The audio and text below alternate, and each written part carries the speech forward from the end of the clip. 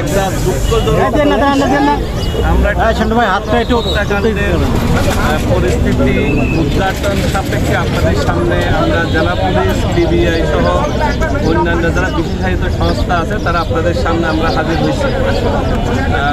আপনারা জানেন গতকাল দুপুর 2টার দিকে আমাদের একটা খবরের ভিত্তিতে জেলা পুলিশ জনসেবা হাসপাতালের 3য় তলার পক্ষ থেকে উনি ডাক্তার আমিরুল ইসলাম, যিনি ড্যাবের রাজশাহীর আহ্বায়ক, বিএমের রাজশাহীর অঞ্চলের আহ্বায়ক এবং বেসরকারি ক্লিনিক মালিক সমিতিরও উনি নেতা, উনি নৃশংসভাবে ওনার নিজ হাসপাতালের একটা শয়ন কক্ষে উনি রেস্টরুম আছে সেখানে নৃশংসভাবে খুন হয়েছে। সেভাবে আমরা এসে ওনাকে পাই। সেই ভিত্তিতে আমরা পারিপার্শ্বিক অবস্থা ও আমাদের যে প্রযুক্তিগত যে বিষয়গুলো আমরা বিশ্লেষণ করি, আমরা পুলিশের পক্ষ থেকে আমরা জেলার বিভিন্ন সংস্থা আমরা যৌথভাবে কাজ করার পরে আমরা দেখতে পাই হাসপাতালের একটা স্টাফ এটার সাথে মূলত জড়িত ছিল। আমরা সন্দেহভাজন আমরা কয়েকজনকে আমাদের হেফাজতে নিয়ে দীর্ঘ রাত আমরা জিজ্ঞাসাবাদ শেষে ভোর রাতে অলমোস্ট ভোর 4টার দিকে আমরা যে মূল যিনি ক্রিমিনাল তার নাম হচ্ছে আসাদুল মিয়া আসাদ, উনি হচ্ছে বাড়ির দুনটে। সে 2024 সালে বগুড়া থেকে এসএসসি পাস করে টিএমএসএস মেডিকেল কলেজে ল্যাব রেজিস্ট্রার হিসেবে কর্মরত আছে। সেই আসাদ গত 3 বছর ধরে ডাক্তার আমিরুল সাহেবের পিএ হিসেবে এখানে কর্মরত ছিলেন। কর্মরত থাকার সময় হাসপাতালে বিভিন্ন স্টাফ আছে, বিভিন্ন ফিমেল কলিগও থাকে। এইরকম একটা ভুল বুঝাবুঝির ঘটনাকে কেন্দ্র করে তাদের মধ্যে ডাক্তার আমিরুল সাহেব সহ আসাদ আর একটা মেয়ে, যেটা আসলে আমরা অনেক ক্ষেত্রে মেয়েদের বিষয়ে আমরা বলি না অনেক সময়, এই 3 জনের একটা ভালো লাগা অথবা মানে নিজেদের আন্ডারস্ট্যান্ডিংগত একটা বিষয়কে নিয়ে মতবিরোধ দেখা দেওয়ার প্রেক্ষিতে গত 25 অগাস্ট আসাদ এবং যে মেয়েটাকে কেন্দ্র করে এই ঘটনায় সেই মেয়ে সহ তাকে মারধর করা হয়। ওখানে একটা চেঞ্জ রুম ছিল, সেখানে মারধরের পরে আসাদকে চাকরি থেকে বের করে দেওয়া হয় হাসপাতাল থেকে। তারপরে সে বগুড়া চলে যায় 25 তারিখে। বগুড়া যাওয়ার পর তার মধ্যে একটা প্রতিহিংসা কাজ করে, তার মধ্যে একটা ডাক্তার আমিরুল সাহেবের কোনো বিষয় নিয়ে তার মধ্যে একটা ক্ষোভ কাজ করে। সেই ক্ষোভের অংশ হিসেবে সে বগুড়া থেকে একটা বোরকা কিনে 1300 টাকা দিয়ে একটা দোকান থেকে এবং 2টা ছুরি কিনে। সে যেহেতু এখানে 3 বছর পিএ হিসেবে কর্মরত ছিল, তার কাছে ডাক্তার আমিরুল সাহেবের রুম, এখানে প্রবেশ পথ, কোথায় সিসিটিভি ফুটেজ থাকবে না, কোথায় সে ফাঁকি দিলে সহজে ঢুকতে পারবে, এইসব বিষয় তার জানা আছে। সেই ভিত্তিতে গত 31 অগাস্ট সন্ধ্যা 7টার দিকে সে বোরকা পরিহিত অবস্থায় সে 3 তলায় ডাক্তার আমিরুল সাহেবের কক্ষে অবস্থান নেয়। প্রথমে যখন সে 3 তলায় আমির সাহেবের রুমের সামনে যায় তখন উনি ভিতরেই ছিলেন। এই সময় সে সিঁড়িতে সে আত্মগোপন করে অবস্থান নেয় অ্যাজ এ মহিলা হিসেবে। তারপরে যখন ডাক্তার আমির সাহেব যখন এখান থেকে বের হয়ে যান 7:10-এর দিকে, তখন সে যেহেতু উনি আসা যাওয়ার মধ্যেই থাকেন এবং সে জানতো এখানে সিসিটিভির কাভারেজ নাই এই কোনাটাতে, সে কৌশলে এই রুমের মধ্যে ঢুকে খাটের নিচে সে আশ্রয় নেয়।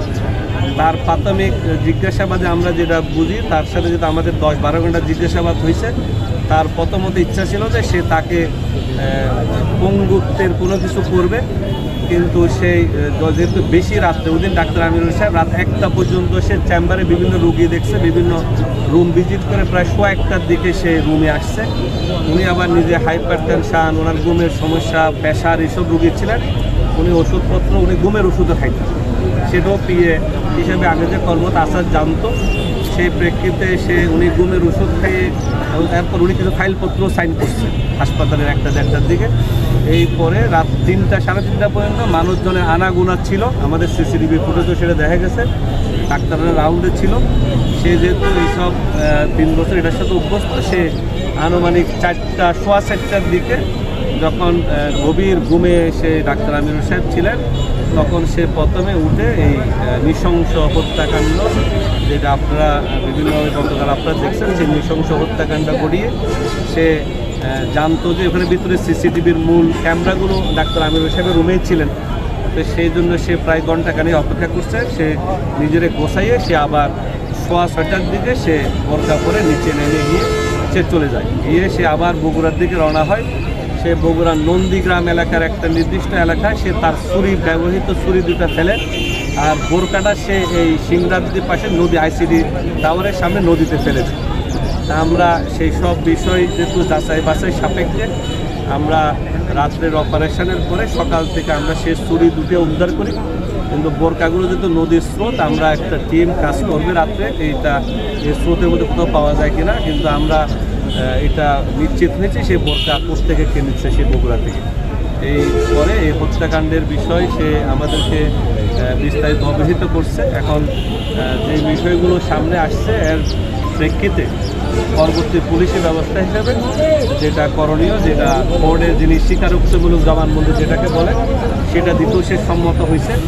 সে তার দাবি মতে সে ক্ষোভের বসে অথবা তার মধ্যে কোনো ধরনের ওই যে ত্রিমুখী একটা বিষয় ছিল, সেই বিষয়কে সামনে রেখে তার মধ্যে নৃশংসতার প্রতিহিংসা জাগ্রত হয়েছে বলে সেই ঘটনাটা ঘটাইছে। এই অবস্থায় আপনাদের সাথে আর এতটুকুই আমাদের জেলা পরিষদ থেকে যারা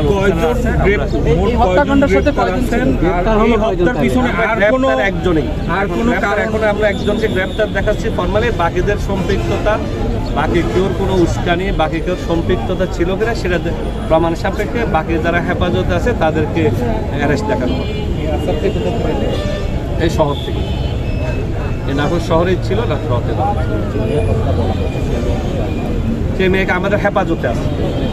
সেই মেয়েকে ওই মেয়ের সাথে কি আসাদের কোনো আসাদের সম্পর্ক ছিল, আসাদ তাকে বিয়ে করার কথা ছিল, বিয়ে করার কথা ছিল। সে তার আরেকটা মানে সে এটা আগে বিয়ে করছিল, ডিভোর্স শেষ হয় নাই, এই জন্য সে বিয়ে করতে পারে না। এবং সে বেসিক্যালি আমরা এইভাবে বলছিলাম আসলে সে যেহেতু 25 তারিখ ঘটনা, আসলে এই মেয়েও চলে গেল না কেন, সে চাইছে যে আসলে সে কয়েকদিন পরে নিয়ে যাবে, যেহেতু চাকরি সারা করবে কি সে চাকরি কিছু করুক, তারপর তাকে নিয়ে যাবে।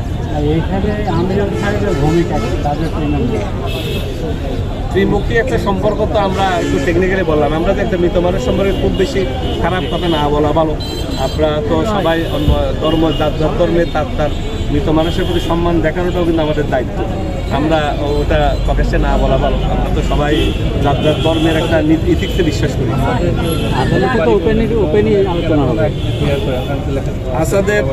আসাদের বাড়ি হচ্ছে সাং, পিতার নাম ইলিয়াস আকন্দ, সাং হচ্ছে এলাস ফকির পাট, থানা দুনট, জেলা বগুড়া। কি কি আলামত জব্দ হয়েছে? নাশক কিছু হন। উনি যদি রেগুলার ঘুমের ওষুধ খায় এটা আসাদ জানতো, পিএ হিসেবে 3 বছর যেহেতু ছিল, সে জানে যে উনি যেহেতু হাইপার টেনশন, ডায়াবেটিস, অনেক ধরনের অসুস্থতার মধ্যে থাকে, এই জন্য ও জানতো যে এরকম ঘটনা। কি কি আলামত জব্দ হয়েছে এই ঘটনায়? কি কি আলামত পাওয়া গেছে, মানে হত্যাকাণ্ডের সঙ্গে ব্যবহৃত এরকম? ছুরিটাই উদ্ধার করা হয়েছে, ছুরি উদ্ধার, উদ্ধারের চেষ্টা চলতেছে, আর কোনো আলামত এর সাথে সংশ্লিষ্ট নাই। হত্যার পিছনে অন্য কোনো রহস্য আছে না? অন্য কোনো রহস্য এ পর্যন্ত তদন্তে পায় না। আমরা আরো জিজ্ঞাসাবাদ করলে হয়তো আর কিছু পাইলে আমরা আপনাদের পরবর্তী জানাবো।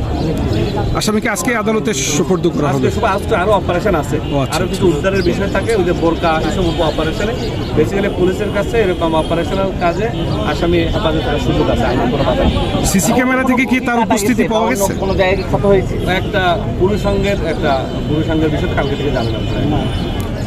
সিসি ক্যামেরাতে তার উপস্থিতি এখানে পাওয়া গেছে? সিসি ফুটেজে ওই যে বোরকা পরিহিত অবস্থায় উপস্থিত ছিল, যেহেতু ওই সিঁড়িটা ইউজ করছে, ওখানে পাওয়া গেছে 3 তলার সিঁড়ির মধ্যে যে সিসিটিভিটা আছে ওইটাই শুধু কোনাটা কাভার করে, আর এদিকে সিসিটিভি নাই।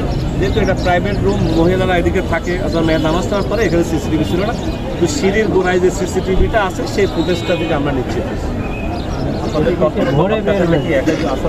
একাই জড়িত, আপাতত তদন্তে, মানে এই 30 ঘন্টার তদন্ত।